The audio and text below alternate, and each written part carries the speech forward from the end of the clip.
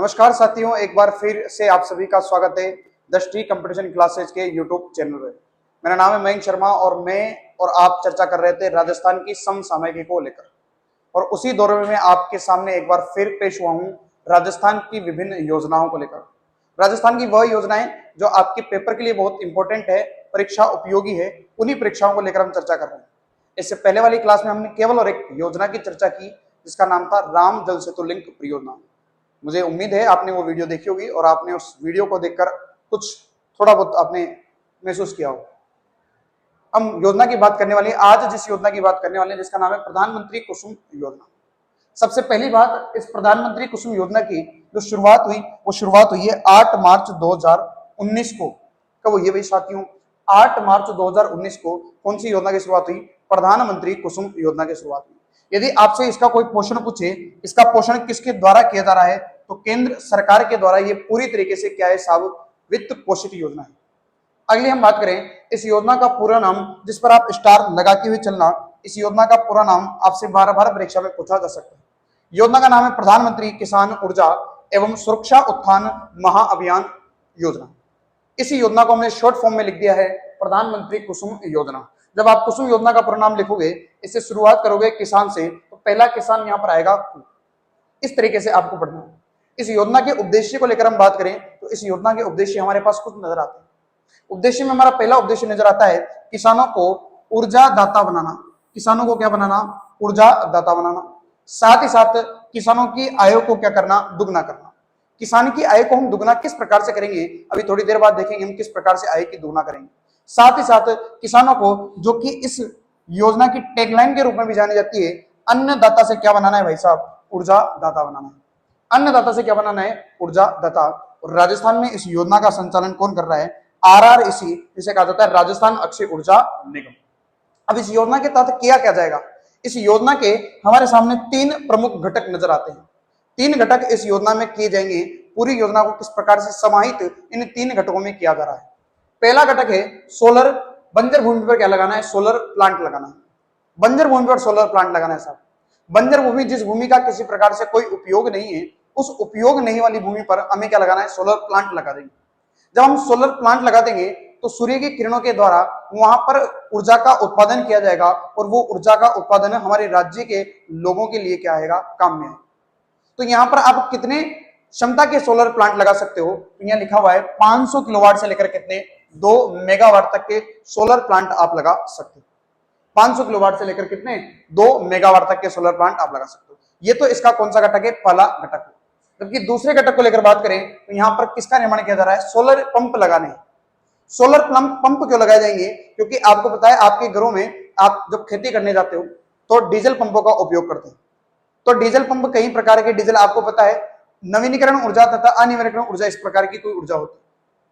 और डीजल हमारे पास देश में बहुत इंपोर्ट करना पड़ता है, हमें बहुत ज्यादा ड्यूटीज चुकानी पड़ती है।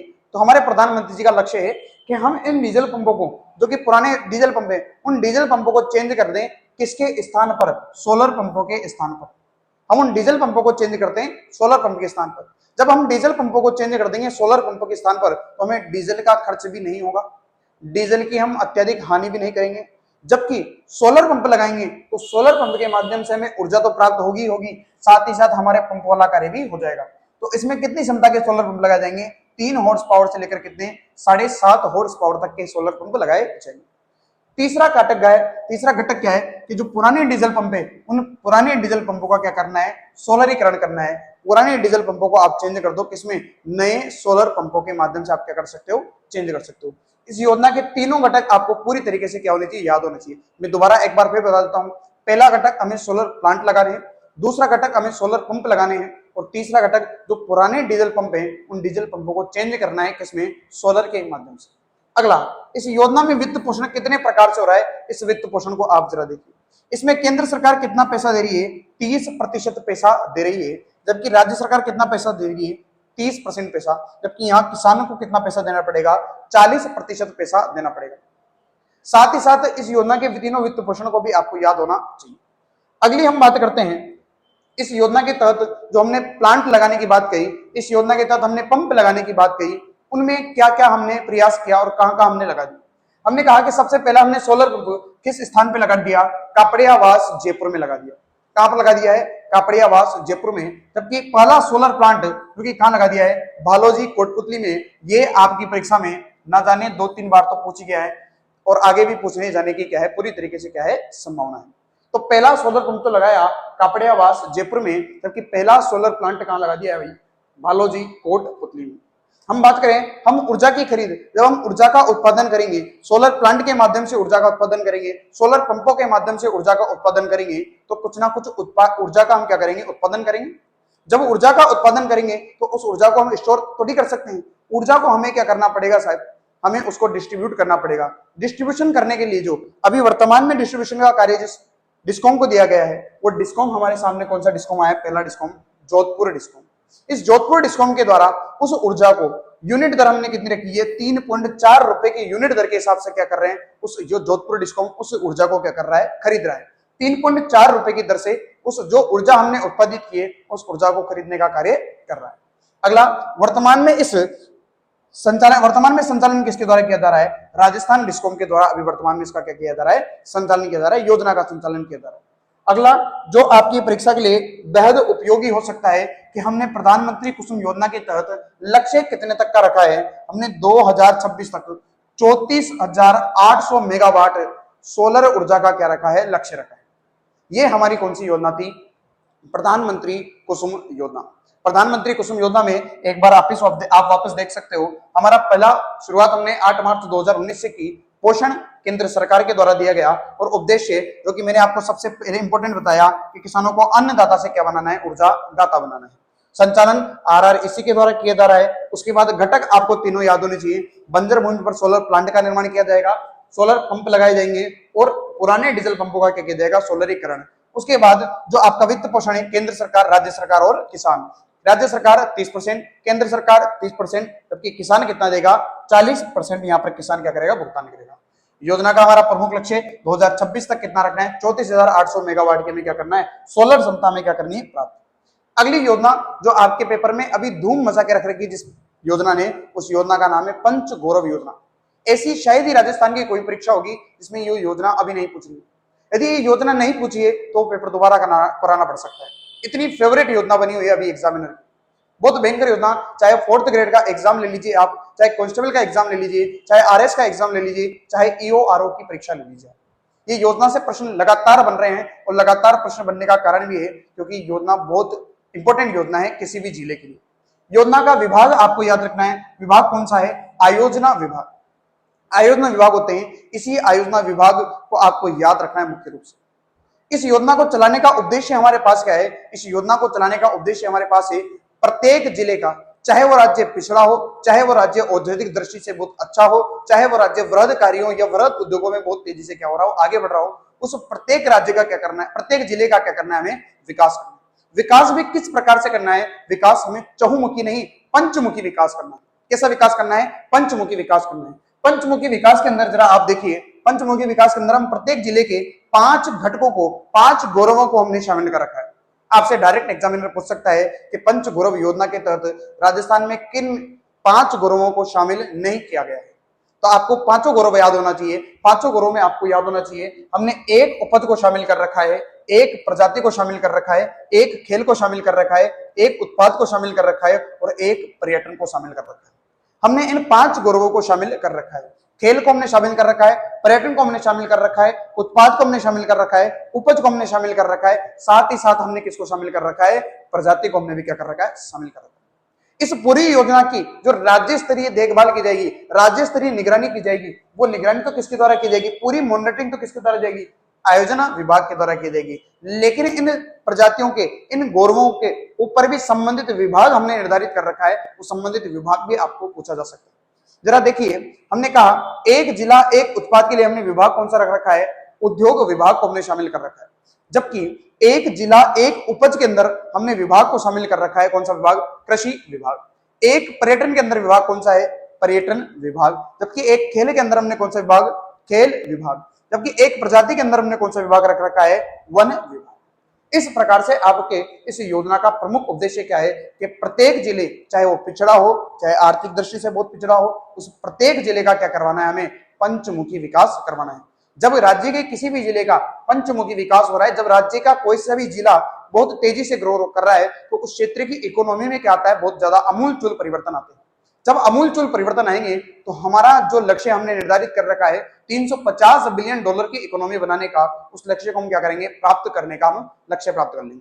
उसके बाद हम बात करते हैं इस योजना में प्रश्न किस प्रकार आएंगे।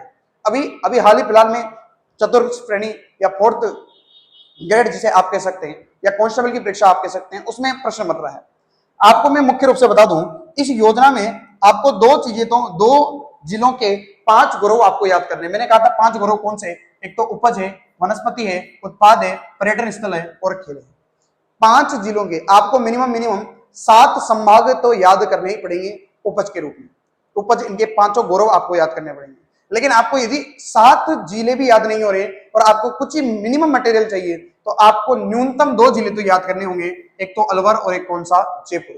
क्योंकि अलवर और जयपुर आपके सूजस में द्वारा दिए गए हैं। आपकी सूजस में अलवर और जयपुर का किया गया है, वर्णन किया गया है। तो आपको इन दोनों जिलों के 5 उपज याद होने, 5 गौरव याद होने चाहिए।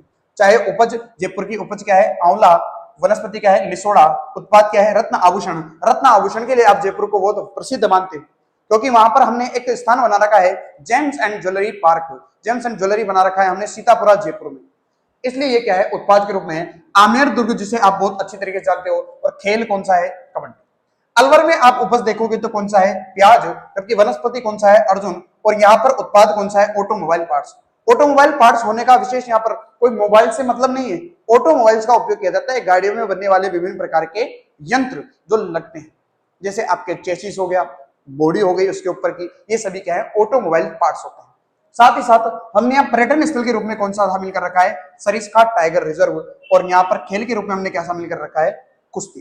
तो ये आपकी कौन सी योजना थी, पंच गौरव योजना, जो कि आपकी परीक्षा के लिए बहुत ही उपयोगी योजना है। उसके बाद हम बात करते हैं प्रधानमंत्री विश्वकर्मा योजना। प्रधानमंत्री विश्वकर्मा योजना, जो कि प्रधानमंत्री का एक बहुत बड़ा लक्ष्य है।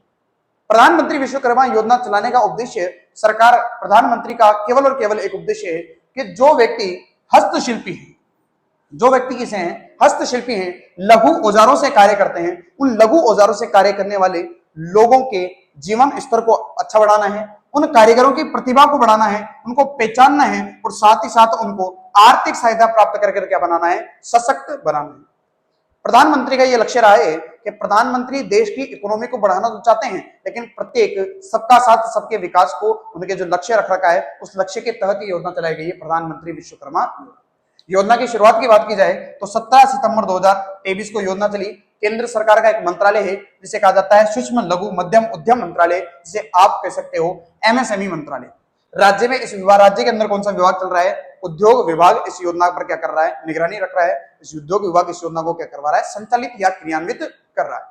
अगली बात करें, इसमें कुल कितनी श्रेणियों को हमने शामिल कर रखा है, कुल कितनी श्रेणी के हस्तशिल्प और लघु औजारों को शामिल कर रखा है। जरा हमने आपके लिए कुल 18 श्रेणियां भी हम आपके लिए लेके आए, जैसे कारपेंटर, जैसे लकड़ी का काम करने वाले को कारपेंटर कहा जाता है, नाव बनाने वाले, अस्त्र बनाने वाले, लोहार, ताला बनाने वाले, हथौड़ा टूल किट का निर्माण करने वाले, सुनार, कुम्हार, मूर्तिकार, मोची, राजमिस्त्री, दलिया, चटाई, झाड़ बनाने वाले, पारंपरिक गुड़िया खिलौने बनाने वाले, नाई, मालाकार, धोबी, दर्जी और मछली के जाल बनाने वाले। इस प्रकार के कुल हमारे पास कितनी श्रेणियां हैं, 18 श्रेणियां हैं। जरा आप इन 18 श्रेणियों को देखकर क्या बता सकते हो कि प्रत्येक व्यक्ति हाथ से कार्य कर रहा है, और हाथ से कार्य कर रहा है, लेकिन साथ के साथ उसके औजार कैसे, बिल्कुल लघु हैं, सूक्ष्म औजार हैं। कोई बड़ी भारी मशीनरी का उपयोग वो नहीं कर रहा है। जब बड़ी भारी मशीनरी का उपयोग क्यों नहीं कर पा रहा है, क्योंकि वो आर्थिक रूप से क्या है, सक्षम नहीं। अब उन्हें क्या बनाना है, इस योजना के तहत आर्थिक रूप से क्या बनाना है साहब, सक्षम बनाना है। आर्थिक रूप से सक्षम बनाने के लिए सरकार क्या कर रही है, सरकार यहाँ पर कुल 3 लाख रुपए की आर्थिक सहायता प्रदान कर रही है। कुल 3 लाख रुपए की क्या प्रदान कर रही है, आर्थिक सहायता प्रदान कर रही है। आर्थिक सहायता किस रूप से प्रदान की जाएगी, आपको पहली किस्त यानी पहला चरण जो दिया जाएगा वो 1 लाख रुपए का दिया जाएगा। कितने रुपए दिए जाएंगे आपको, पहले चरण में 1 लाख रुपए दिए जाएंगे, और आपको उस 1 लाख रुपए का भुगतान कितने माह में करना होगा, 18 माह में करना होगा।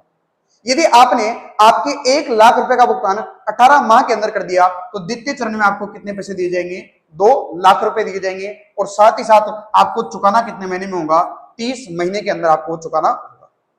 आपको यहाँ बात की जाए कि सब आर्थिक सहायता तो प्राप्त कर रहे हैं, कितने रुपए की, 3 लाख रुपए की, लेकिन ब्याज की दर कितनी रखी जाएगी, जैसा कि हम इधर भी देख रहे हैं, ब्याज की दर यहाँ कितनी रखी जाएगी, महज 5% की ब्याज दर आपको दी जाएगी। कितने परसेंट की ब्याज दर होगी, 5% की ब्याज दर होगी। आपको साथ साथ आपके जो लघु औजार हैं, उन लघु औजारों को और नए औजारों के साथ प्रतिस्थापित करने के लिए आपको उपकरण खरीदने हेतु, जिसे आप कह सकते हैं टूल किट खरीदने हेतु, इसके लिए खरीदने के लिए टूल किट खरीदने के लिए आपको 15,000 रुपए भी क्या दे जाएंगे, आर्थिक सहायता अलग से प्रदान की जाएगी। आपको एक बार तो 3 लाख रुपए दे दिए, साथ ही साथ आपको टूल किट खरीदने के लिए 15,000 रुपए भी दिए जाएंगे, निःशुल्क रूप से दिए जा रहे हैं। साथ अगली बात करूं, यहां पर प्रशिक्षण आपको दिया जाएगा औजारों को चलाने के लिए, आर्थिक सहायता संबल प्रदान करने के लिए, किस प्रकार से आप अपने कौशल को और अच्छा बढ़ा सकते हो, इसके लिए आपको प्रशिक्षण दिया जाएगा। कुल कितने दिन का, 20 दिन का, 20 दिन का प्रशिक्षण दिया जाएगा, जिसमें 5 दिन तो आपको क्या दिए जाएंगे, बेसिक ट्रेनिंग दी जाएगी कि औजारों को किस प्रकार से चलाया जाता है, नवीन प्रकार के औजारों को किस प्रकार चलाया जाता है। जबकि एडवांस ट्रेनिंग दी जाएगी आपको कितने दिन की, 15 दिन की। अब आप कहेंगे कि साहब हम 20 दिन अपने घर से जाएंगे, कहीं काम करने सीखेंगे, तो उस दौरान हम अपने जो आजीविका चलाते थे, उस आजीविका को चलाने के लिए हमारे पास किसी प्रकार की आर्थिक सहायता नहीं है, हम चला नहीं पा रहे हैं। तो सरकार ने कहा आप जो कुल 20 दिन की ट्रेनिंग करोगे, उसके हम प्रत्येक दिन के हिसाब से, प्रत्येक एक दिन के हिसाब से आपको कितने रुपए प्रदान करेंगे, 500 रुपए आपको क्या प्रदान करेंगे, देंगे। तो मतलब आपको 20 दिन के रोज के 500 रुपए दिए जाएंगे इस ट्रेनिंग के दौरान में। देखिए 3 प्रकार की आर्थिक सहायता मिल रही है, पहले तो 3 लाख की मिल रही है, 1 लाख और 2 लाख की किस्त में मिल रही है। उपकरण खरीदने के लिए आपको 15,000 भी मिल रहे हैं, और प्रशिक्षण आपको 20 दिन कर रहे हो तो उसके लिए भी आपको 500 रुपए प्रति दिन के हिसाब से मिल रहे हैं। अगली योजना हरियालो राजस्थान अभियान, जो कि राजस्थान के मुख्यमंत्री श्री भजन लाल जी की बहुत ही महत्वपूर्ण योजना है, जिस योजना को लेकर मुख्यमंत्री भजन लाल बहुत तेजी से कार्य कर रहे हैं। योजना चलाने का पीछे प्रेरणा हमें किससे मिली, आपको याद होना चाहिए, प्रधानमंत्री मोदी जी के द्वारा एक अभियान चलाया गया, एक पेड़ मां के नाम अभियान। इस एक पेड़ मां के नाम अभियान की तर्ज पर राजस्थान के मुख्यमंत्री के द्वारा एक अभियान चलाया गया, जिसका नाम क्या है, हरियालो राजस्थान अभियान। कौन सा अभियान, हरियालो राजस्थान अभियान। यदि मैं बात करूं हरियालो राजस्थान अभियान के तहत क्या किया जाएगा, सब पेड़ पौधे लगाए जाएंगे, पेड़ पौधे लगाए जाएंगे। पेड़ पौधे लगाने से प्रत्येक स्थिति, प्रत्येक जगह का वातावरण क्या हो जाएगा, साफ सुथरा हो जाएगा, और जिसके साथ ही साथ होने वाले रोगों से हमें क्या मिलेगी, आजादी मिलेगी। इसी योजना के तहत हमने जो पहला लक्ष्य रखा है 2024 जो कि बीत चुका है, उसमें हमने लक्ष्य रखे 7 करोड़ पेड़ पौधे लगाने का लक्ष्य। कितने करोड़ लगाने का, 7 करोड़ पेड़ पौधों को लगाने का हमने लक्ष्य रखा।